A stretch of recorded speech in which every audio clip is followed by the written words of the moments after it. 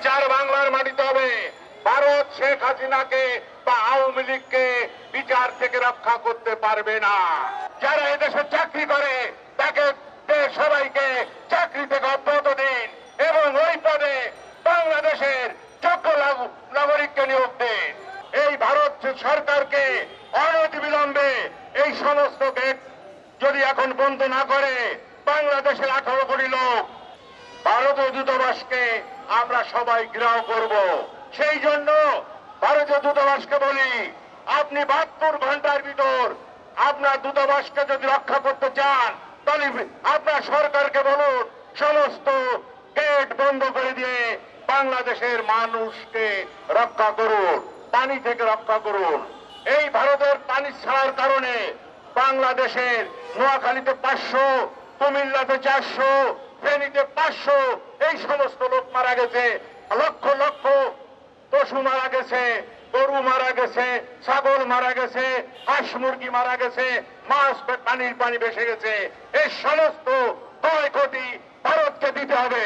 শেখ হাসিনা বাংলাদেশ থেকে 93 লক্ষ কোটি টাকা পাচার করছে। আর বাংলাদেশের ঋণ শেখ হাসিনার সময় 99 লক্ষ কোটি টাকা। এই টাকার ন্যায্য হিসাব দিতে হবে। এই সরকারকে বলি, যত ঋণ খেলাপি আছে তাদের অনতিবিলম্বে ধরে জেলে পুরো দিন, টাকা দেয়। টাকা যদি না দেয়, যারা লুটেরা আছে তাদের বিচার করুন। যে সমস্ত এমপি আছে তাদের সম্পত্তি বাজেয়াপ্ত করুন। যে সমস্ত সরকারি কর্মকর্তা আছে তাদের দুর্নীতি আছে, দুর্নীতি অর্থ সম্পদ গ্রহণ করছে, তা বাজেয়াপ্ত করুন। আমরা এই সরকারের সাথে আছি, থাকবো ইনশাল্লাহ। সরকারের একটা রোড ম্যাপ দেওয়া উচিত, কবে দেশে নির্বাচন হবে, আপনারা কি কি সংস্কার করতে চান, এবং একটা নির্বাচন দিয়ে গণতান্ত্রিক সরকারকে হাতে ক্ষমতায় দিয়ে দেন। আমরা বলছি না আপনি আজকেই দেন বা 3 মাসের ভিতর দেন বা 6 মাসের ভিতর দেন, কিন্তু অবশ্যই আপনার বলা উচিত যে আপনার প্ল্যান কি, আপনার রোডম্যাপ কি। বাংলাদেশে কবে গণতন্ত্র কামী লোক ভোট দিতে পারবে এবং এর জন্য একটা নির্বাচনীয় ডেট দেওয়া উচিত। জাতীয়তাবাদী সমমনা জোট যত মাঝে আছে, ন্যাশনাল পিপুলস পার্টি যত মাঝে আছে, ভারতের কাছ থেকে ন্যায্য পানি হিস্সা আদায় না করা পর্যন্ত, ভারতের অন্যায় অত্যাচার অবিচার যতদিন পর্যন্ত বন্ধ না হবে আমরা রাজপথে থাকবো।